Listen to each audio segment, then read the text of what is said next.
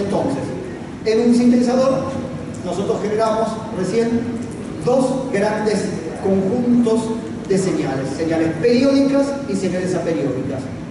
Y generamos señales periódicas en frecuencias de audio.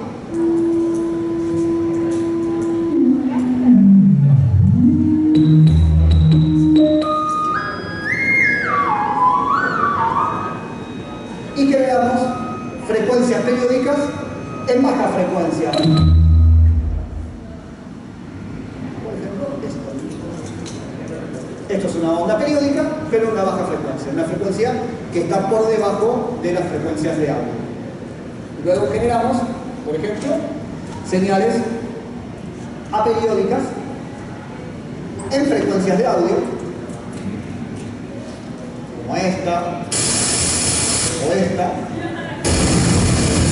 También podemos generar señales aperiódicas en baja frecuencia, como esta. Esta es una señal aperiódica, o sea que si ven cómo se trata de mover el osciloscopio, no tiene ninguna periodicidad, a diferencia de, por ejemplo, esto.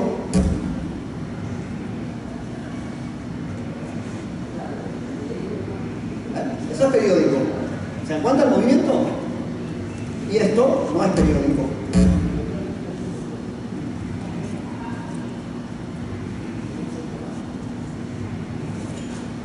¿Sí? Pero claramente en ninguno de los dos casos están escuchando nada, porque yo estoy emitiendo esas oscilaciones periódicas o aperiódicas en baja frecuencia. ¿De acuerdo? Sí. Las oscilaciones aperiódicas siempre van a ser ruido. No.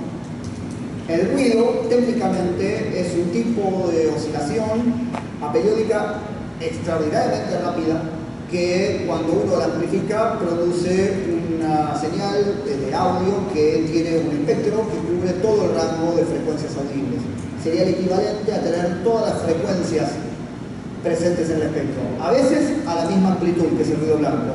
A veces por diferencias de amplitud. El ruido rosa, por ejemplo, tiene más carga de amplitud en los graves que en los agudos, y después el ruido azul lo contrario, etcétera, etcétera. Pero en principio esa es como una especie de periodicidad extrema. Lo que vamos a trabajar también a lo largo del taller es la periodicidad no ruidística, que es la que me permite generar sonidos inarmónicos, pero que no sean ruido. Por ejemplo, esta señal que estamos generando ahora, la sonda periódica, es una señal de ruido extraordinariamente filtrada. Un filtro, lo vamos a ver más adelante, en realidad nosotros lo pensamos como algo que afecta el espectro audible. Por ejemplo, un filtro más abajo recorta la amplitud de las frecuencias agudas, pero eso en realidad no es eléctricamente así. Un filtro es un retrasador. Lo que hace es suavizar los saltos abruptos de voltaje y por lo tanto, al procesar la forma de onda, ralentizándola, la forma de onda queda distinta, no produce picos eléctricos tan grandes, por lo tanto, cuando uno la amplifica, no se producen armónicos o frecuencias tan agudas. No se tiene que entender nada de lo que dije recién, solo lo digo para explicar que la forma en la que nosotros interpretamos las señales de audio implican que siempre las pensemos en función de lo que escuchamos, cuando en realidad lo que está pasando eléctricamente no es lo que escuchamos, sino que están pasando cosas en órdenes temporales que van más allá de lo que nosotros podemos medir temporalmente. De la misma manera que yo en un momento empecé a acelerar una pulsación y teníamos un tono. Cuando yo, por ejemplo, escucho esto,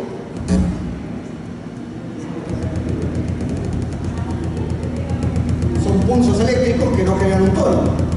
Y los distingo como pulsos eléctricos. Si yo los empiezo a acelerar, se produce efectivamente un tono. Y si yo, a alguien que entra ahora por la puerta, le pregunto, ¿escuchás un sonido que se mueve? Seguramente dirán, no, esto está sonando siempre igual. Para que esto suene siempre igual, tiene que haber un movimiento. Para nosotros acá no está evidenciado el movimiento. De ahí manera que en el cine, por ejemplo, no están evidenciadas las fotos fijas que yo veo, porque están emitidas a una velocidad que rompe una barrera perceptiva. Acá pasa lo mismo. Hay movimiento, hay todo el tiempo compresión y descompresión de aire con esta forma que estamos viendo en el osciloscopio, que eso es lo que nos permite hacer sonido. Pero justamente esto está ocurriendo a una velocidad que a nosotros nos genera esta sensación sonora que no la podemos escuchar como en pulsos separados, cuando en realidad es simplemente esto a mayor velocidad. Para nosotros, si escuchamos esto y escuchamos esto, No hay relación. Yo no puedo inferir que esto es esto más rápido. De ninguna manera. O lo podemos inferir ahora que lo sabemos, pero no nos es intuitivo que escuchar un sonido así es esto acelerado. Ahora, recordemos esta señal de oscilación aperiódica lenta, inaudible. O recordemos esta señal de oscilación también aperiódica lenta, inaudible. ¿Sí? Cualquiera de estas dos.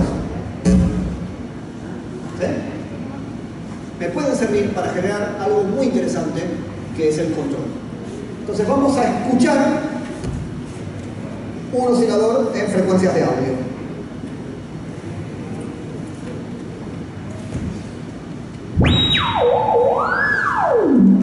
Y a este oscilador lo voy a procesar por medio de un control de ganancia. Tanto este oscilador como este control de ganancia o alternación son controlables por tensión, son controlables por voltaje. Esto es un voltage controlled amplifier y esto es un voltage controlled oscillator. Un oscilador controlado por voltaje y un amplificador controlado por voltaje. Por lo tanto, esto procesa la ganancia de la señal y ese proceso puede ser controlado manualmente, pero también puede ser controlado por medios de una señal eléctrica que provenga de otro generador. Y la frecuencia de este oscilador, que es un generador de señales eléctricas, también puede ser controlada manualmente por medio de un potenciómetro, pero también esa frecuencia puede ser controlada por medio de la generación de otra señal eléctrica. ¿Qué tengo en la punta de este cable yo ahora? En la punta de este cable tengo esta señal oscilante aleatoria lenta. ¿De acuerdo? Este voltaje, que están viendo ustedes ahí mover un poquitito la marca del osciloscopio, lo tengo en la punta de este cable. Si yo conecto eso a la entrada de control de la ganancia del amplificador, va a pasar esto.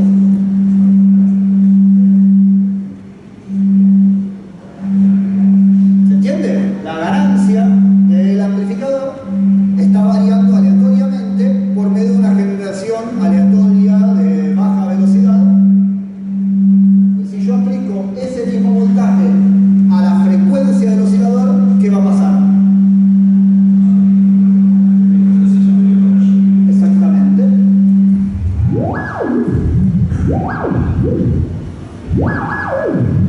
Y si yo hago eso con un generador periódico de baja frecuencia, por ejemplo, va a pasar esto.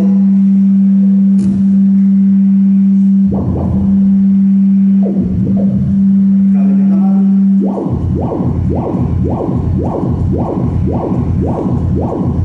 Y si yo lo hago sobre el amplificador controlado por voltaje,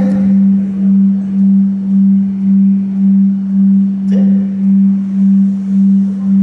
Si yo voy a utilizar cables de diferentes colores para que distingan el audio del control. Voy a usar el rojo para el audio y el verde para el control. ¿De acuerdo? Voy a tener este verde como una señal de baja frecuencia, que yo la puedo aplicar al amplificador o al oscilador. ¿Nos vemos, Carlos? Por favor. ¿Mañana? Te la pierdes. Si yo esta misma señal la bifurco para poder utilizarla en los dos módulos, este es un módulo que se llama múltiple, yo puedo tener esta misma señal de baja frecuencia aplicada a la ganancia y aplicada a la frecuencia.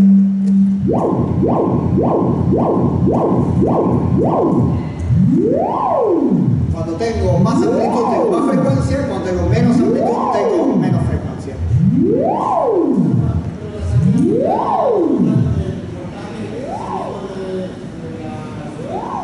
¿Cómo?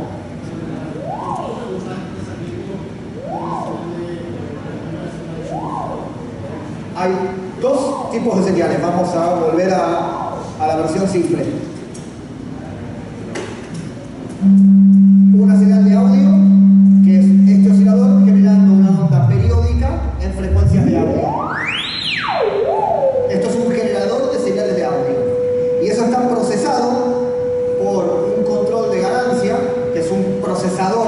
señales de audio. Esto es un atenuador. Luego, con este oscilador de baja frecuencia, estoy generando una onda periódica de frecuencia baja y la estoy utilizando, así como antes la traté de utilizar para audio, pero obviamente no me servía porque es muy lenta. ¿Sí? Recién ahí la escucho, ¿ven? Ella es tan lenta que no la escucho. Entonces, este tipo de señal para audio teóricamente no me sirve, pero sí me sirve para generar control. Si yo a esta onda le aplico este voltaje generado por un oscilador de onda triangular de frecuencia baja para controlar la frecuencia del oscilador, pasa esto. Y si lo hago para controlar la ganancia del amplificador,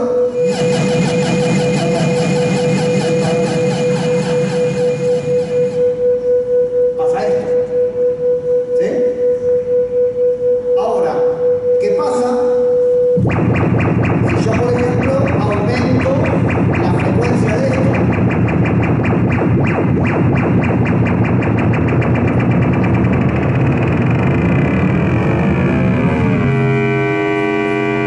Aquí tengo otro fenómeno en el cual a una onda en frecuencias de audio la estoy controlando con otra onda en frecuencias de audio.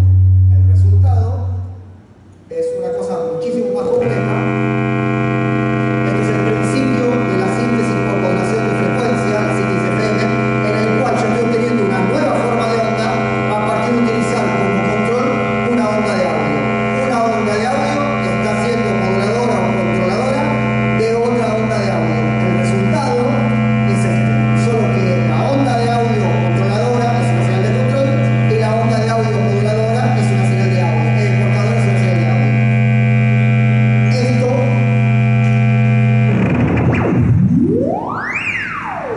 es bastante complejo y lo vamos a ir de a poco reintroduciendo en los distintos momentos del seminario. Bien.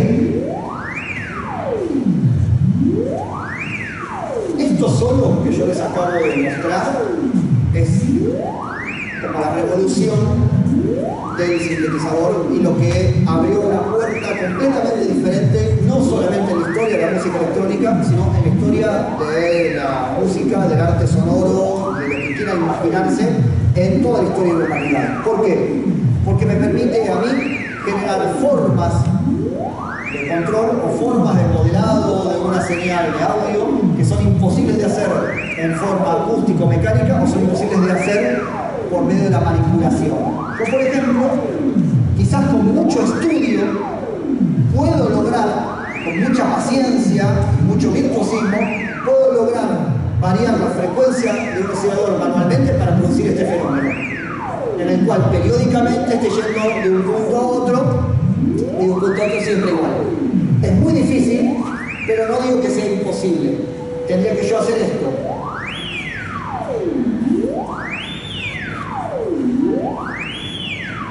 ¿Sí? Obviamente no me sale igual.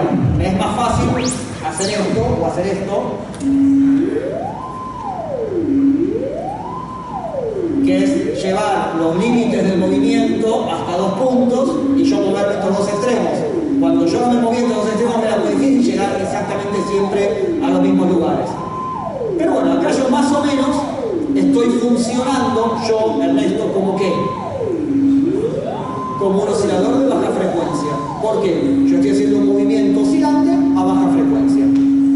Voy a hacer este movimiento más rápido. Ya no puedo más rápido que esto. Y estoy lejísimos de haber podido hacer un fenómeno como este.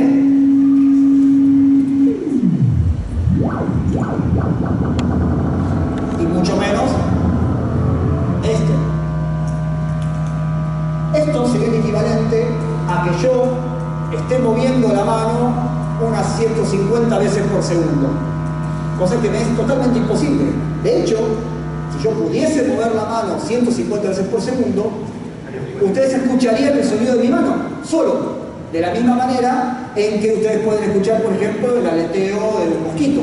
Porque la velocidad del aleteo está en frecuencias de audio para nosotros, no para el mosquito, que probablemente no escuche su aleteo. De manera que nosotros no escuchamos los movimientos de nuestras manos, porque todo nuestro sistema de audición está vinculado a nuestra forma, a nuestro cuerpo. Cosa que desde que existe la electrónica y la amplificación nos olvidamos, que es lo que estuvimos hablando varias veces ayer y hoy.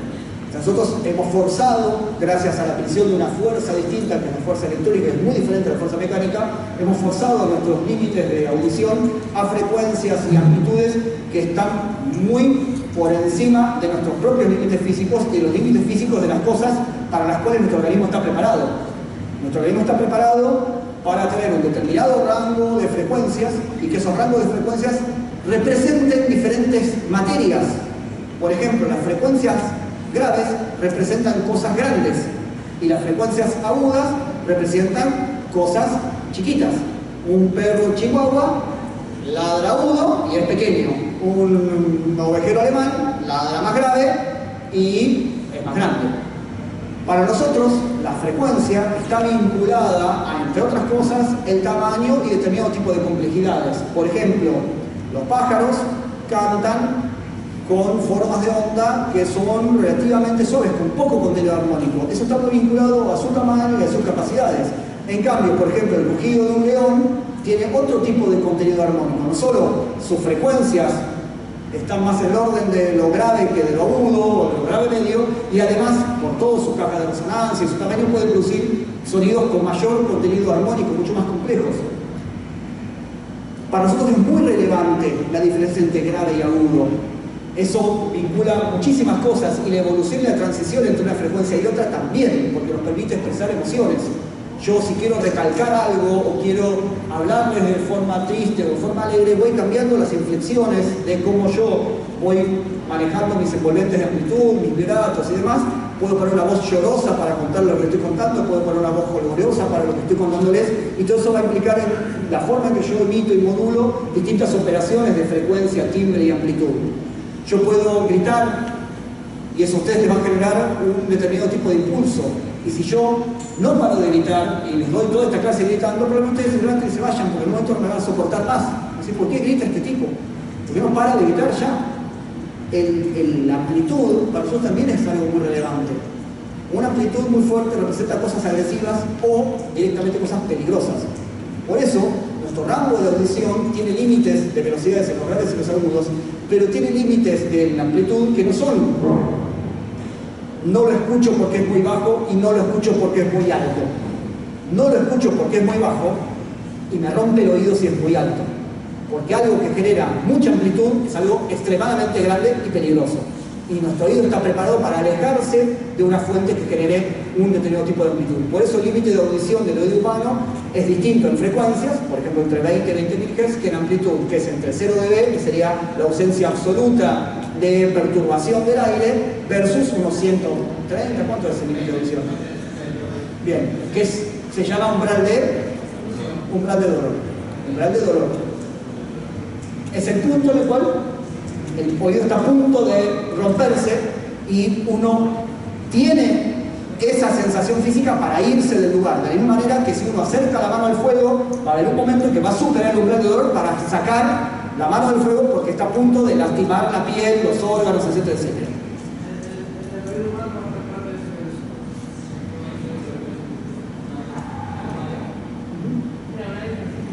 ¿Cómo?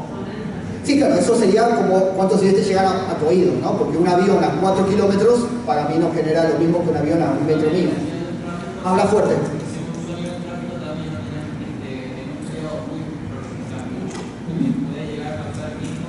Totalmente. Pasa con los subterráneos, todo tipo de cosas. El ser humano en los últimos 300 años se sometió a una suba de los niveles de amplitud muy grandes a partir de la potenciación de fuerzas. Primero la fuerza mecánica, engranajes, vapor, etcétera, etcétera, y con la fuerza eléctrica ya pasamos a otra instancia, porque la fuerza eléctrica, lo mismo que pasa con el audio, tiene otras propiedades que no implican la inercia y la resistencia que tienen las cosas mecánicas. Entonces yo, así como puedo generar muy fácilmente y sin esfuerzo una oscilación eléctrica de una frecuencia inaudible, cosa que yo en términos físicos no podría hacer vibrar algo a esa velocidad, como cuando yo me fui a una frecuencia inaudible de agudo, de la misma forma puedo potenciar con electricidad cosas que en términos mecánicos me serían muy complejos.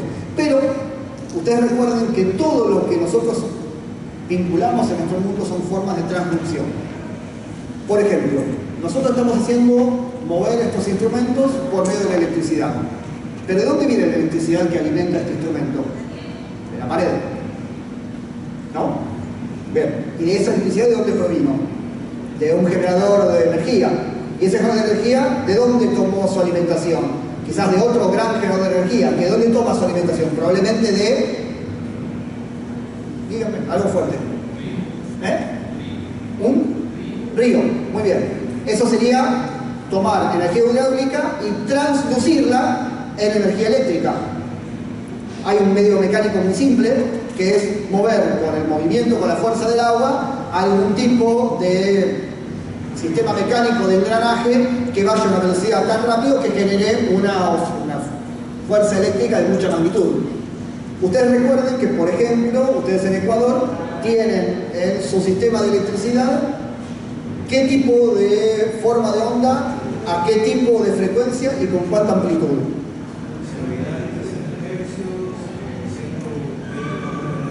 Exactamente. Entonces, ustedes tienen un oscilador, generador de oscilaciones eléctricas que se mueve de pico a pico en 120 voltios de amplitud a una frecuencia de 60 Hz con una forma de onda sinusoidal. En Argentina tenemos una onda sinusoidal de 50 Hz y 220 voltios de pico a pico. En realidad 220 voltios es lo que dice, después todos los días, todo el tiempo está cambiando la amplitud eléctrica. Bien, entonces, el agua del río no se genera sola. Normalmente el agua del río viene o de hielo o de lluvias, que tampoco vienen solas. El hielo se crea ante determinadas circunstancias climáticas, la condensación que crea las nubes se crea ante ciertas circunstancias climáticas y se desencadena en lluvia ante otras circunstancias climáticas.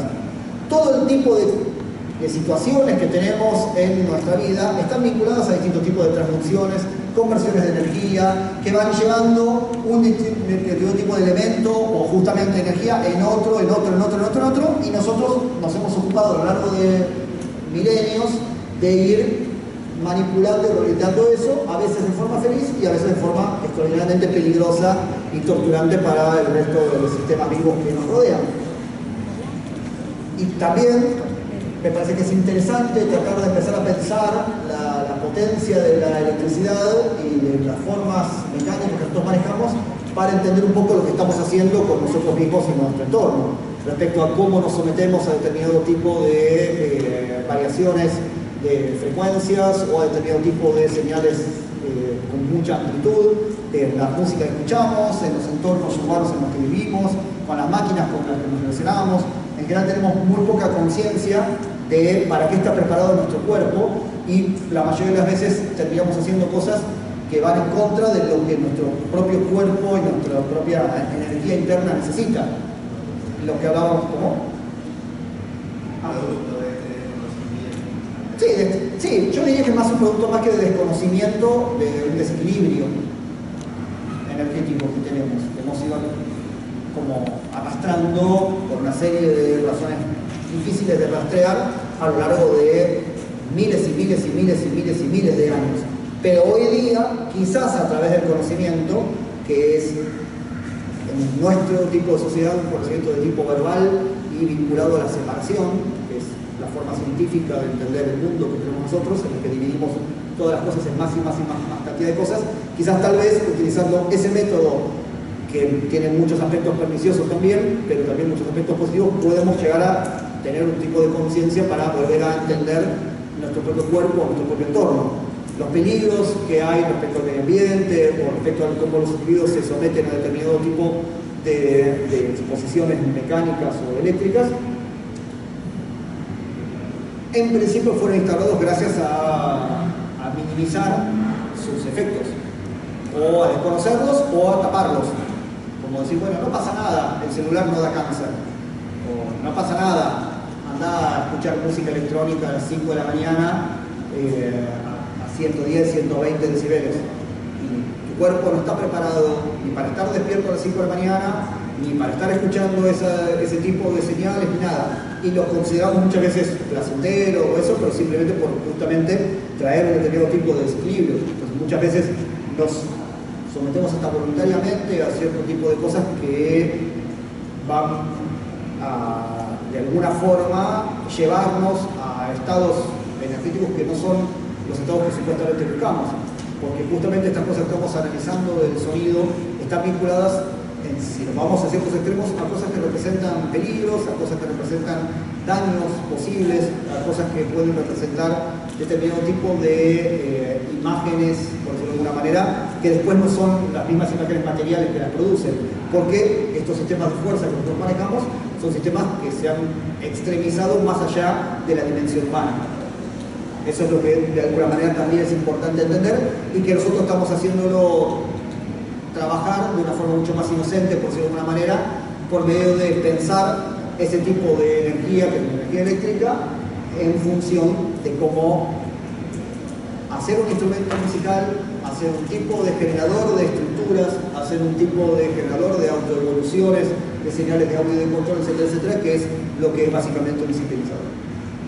En principio, señales que tienen frecuencias muy bajas que no son audibles son utilizadas por el ser humano desde siempre para generar distintos tipos de formas de procesamiento o control. Por ejemplo, un vibrato en una cuerda, por ejemplo en un violín, implica una oscilación en frecuencias de audio modulada o controlada por una oscilación en baja frecuencia, cuya forma de onda, frecuencia y amplitud determinará la forma del vibrato aplicado a una cuerda de violín, por ejemplo. Como yo muevo el dedo sobre la cuerda de violín que está oscilando, es una forma oscilante que tiene su amplitud, su frecuencia y también su forma. Yo puedo moverme en forma alternada pero asimétrica entre una parte de la cuerda y otra parte de la cuerda para crear tensiones asimétricas. Puedo hacerlo más amplio, por lo tanto el vibrato va a generar más desafinación, o menos amplio, por lo tanto el vibrato va a generar menos desafinación. Puedo hacerlo más rápido, puedo hacerlo más lento. Todo ese tipo de propiedades, de alguna manera, yo las puedo trasladar a la electrónica utilizando señales de audio en frecuencias de audio, que serían la cuerda del violín, y señales de audio en baja frecuencia utilizadas como control, que sería el oscilador de baja frecuencia utilizado para modular la frecuencia del oscilador en frecuencia de audio y por eso producir un efecto de vibrato. Si yo aplico el mismo oscilador de baja frecuencia al control de la ganancia de una señal de audio, tendré el efecto de trémolo, que también es un efecto que nosotros utilizamos en muchos instrumentos acústicos o en nuestra propia voz. Por ejemplo, ¿hay alguien que cante acá? Muy bien. ¿Podría generar un tono grave, pero no muy grave y constante?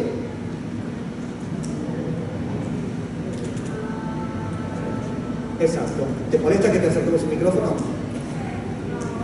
Vamos. Muy bien. Perfecto. Ahora ser un poco más grave. Ahora sí podés volver a un tono como el anterior y luego volver a ese tono grave, pero pasando con todas las frecuencias intermedias, sin dejar de emitir sonido.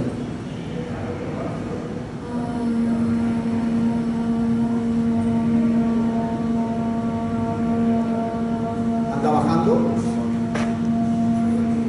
Ahora, hacia ese tono anda bajando una frecuencia más grave, un tono más grave.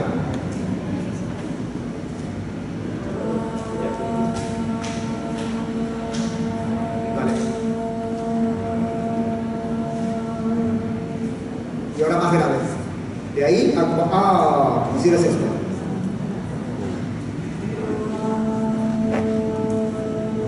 Anda bajando.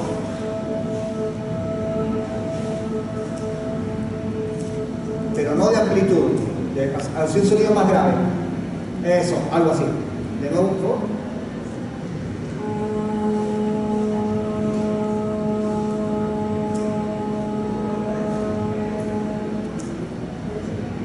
Estás bajando el volumen. Necesito que baje eso, a la frecuencia. Exactamente. ¿Puedes hacer eso un poco más lento?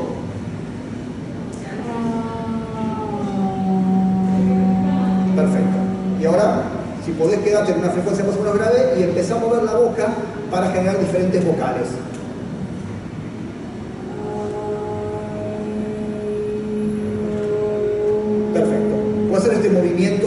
más rápido? Bien. Ella hizo tres cosas bien distintas, utilizando diferentes formas de control de su voz. Cuando hizo el primer ejemplo, en que cantó una frecuencia grave, luego una más aguda, luego una grave, luego cantó una aguda y volvió a la grave, estaba manipulando la velocidad de vibración de sus cuerdas vocales. No hay manera de que sus cuerdas vocales no pasen por un montón de partes de su cuerpo antes que sean emitidas por la boca. Por lo tanto, la señal oscilante de las cuerdas vocales de ella nosotros no la podemos conocer. No sabemos cuál es su forma de onda primigenia, por decirlo de alguna manera.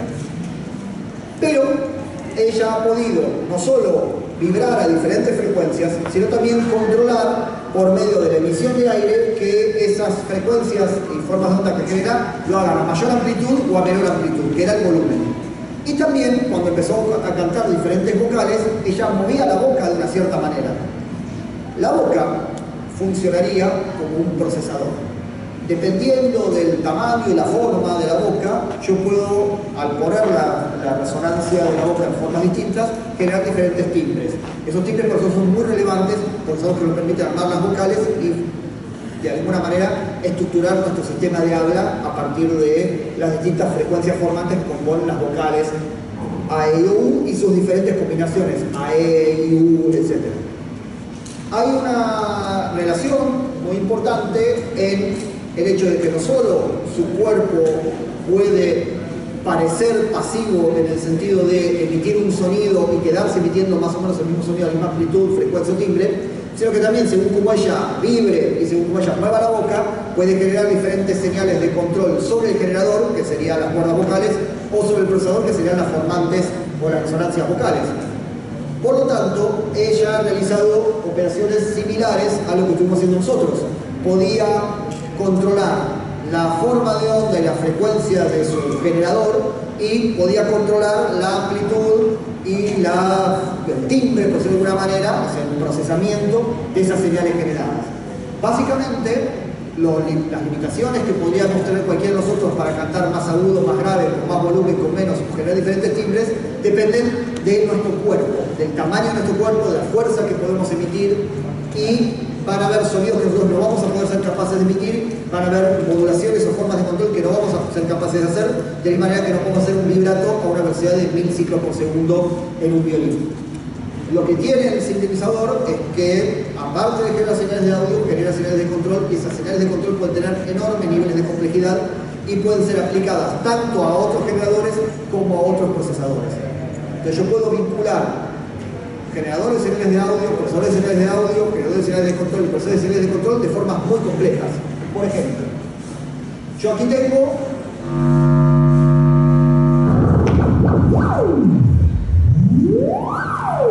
una onda de baja frecuencia modulando la frecuencia de una onda de frecuencias de audio. Una señal, esta, es una señal de audio. Otra señal, esta, es una señal de audio. Esto es un generador de señales de audio, esto es un procesador de señales de audio.